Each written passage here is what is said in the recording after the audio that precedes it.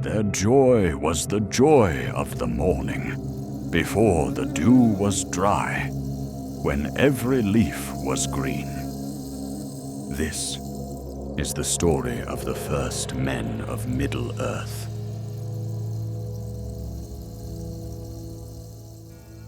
I hardly need to explain why the arrival of Eru Ilúvatar's second children was such a turning point in Tolkien's legendarium, or why they played such a decisive role in the history of Middle-earth. Instead, my goal here is to answer some fundamental questions about men. When, where, and how did they first appear? Who were the very first individuals from whom all others are descended? How many houses and tribes made up this race, and what led to the formation of each? How did their migrations unfold across the lands of Middle-earth? And most importantly, how did the very first men encounter the elves who had long been dwelling in Middle-earth by that time? In the Silmarillion, Tolkien writes of the first men.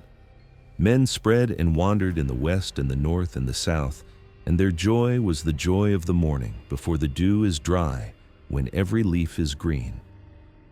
The key word here is morning. The awakening of men was, quite literally, the coming of a new dawn. In simpler terms, the story of the race of men begins alongside the creation of the sun and moon, when they first began their journey across the skies.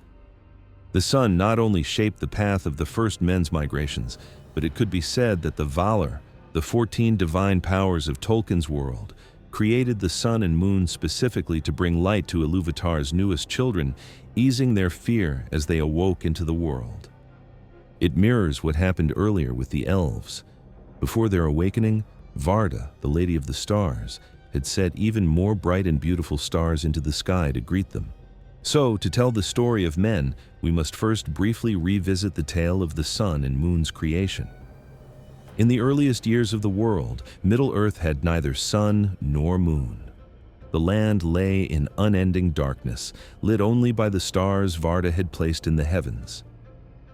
In Valinor, the sacred realm of the Valar, they brought forth two great trees to light their lands, the golden Laurelin and the silver Telperion.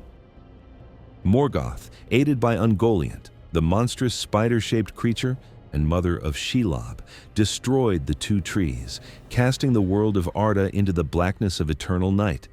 Yet Manwë, king of the Valar and lord of the winds and clouds, commanded Yavanna, queen of the earth and giver of fruits, and Nienna, lady of sorrow and mourning, to act and find a way to heal the wounds wrought by Melkor's evil.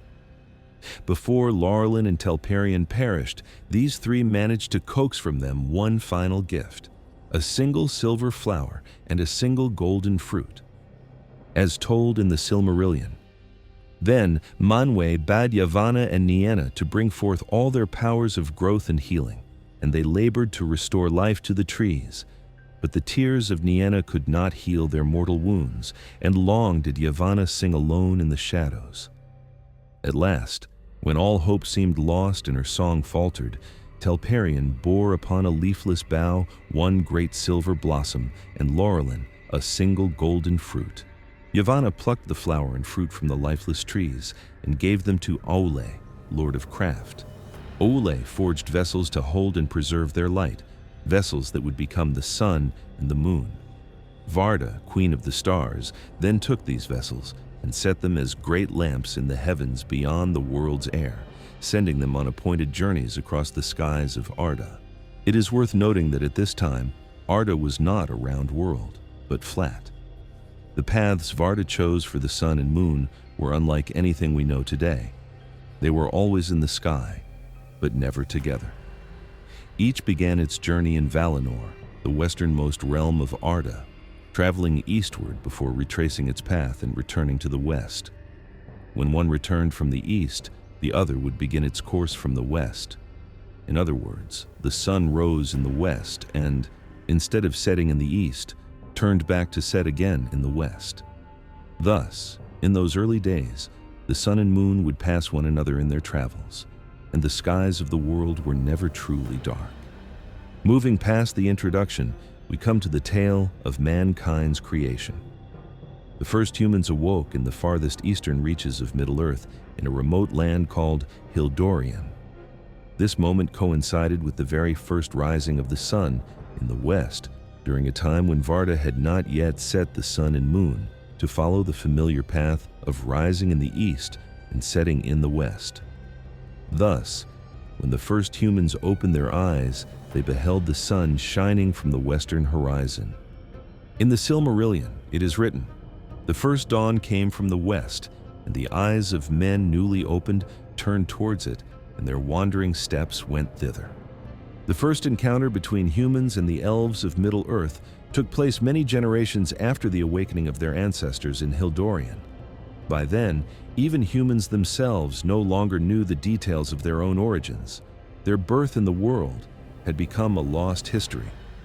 In contrast, some elves living in the second or third age, such as Círdan the Shipwright, Lord of the Grey Havens, whom we see in Season 2 of The Rings of Power, were among the very first elves to awaken at Cuivianen. Both the first elves and the first men began their journeys from the far eastern reaches of Middle-earth, migrating westward toward Beleriand, the land at the far western edge of the continent. The difference, however, lies in the span of their journeys. While the migration of the elves took thousands of years, some who finally reached Beleriand, and later Valinor, were still among those original elves who had first awoken. The same cannot be said for men. Those who eventually arrived in Beleriand after their long migration were not the first humans to awaken in Hildórien, but rather their distant descendants. What we do know is this: Morgoth, also known as Melkor, sought to corrupt the first men. His plan was to turn them into enemies of the elves, using the second-born children of Ilúvatar as an army to overthrow the firstborn. In the Silmarillion we read, "The Eldar say that men came into the world in the time of the shadow of Morgoth, and swiftly they fell under his dominion. He sent his servants among them, and men listened to his evil and deceitful words. They worshipped the darkness, and yet they feared it. But there were some who turned away from the darkness and departed from the land of their kindred, setting out westward in ceaseless wandering, for they had heard rumors of a light in the west, which no shadow could dim." From this, we understand that the first men were divided into two great peoples: those who worshipped Morgoth and remained in the east, and those who left Hildórien in search of the great sea they had heard of, and the light of the western sun that had captured their hearts. As the first men gazed upon the western sun, their hearts were stirred, some with hope, others with fear. In the shadows, Morgoth's will moved like a poisoned wind, whispering lies, shaping destinies. Tribes divided, journeys began, and paths twisted toward both light and darkness. Far in the deep forests, the Avari watched in silence, the fates of elves and men beginning to intertwine. But what truly became of those who walked west? Who among them would rise to shape the great tales of Middle-earth, and who would fall into shadow forever? The answers lie in the next chapter.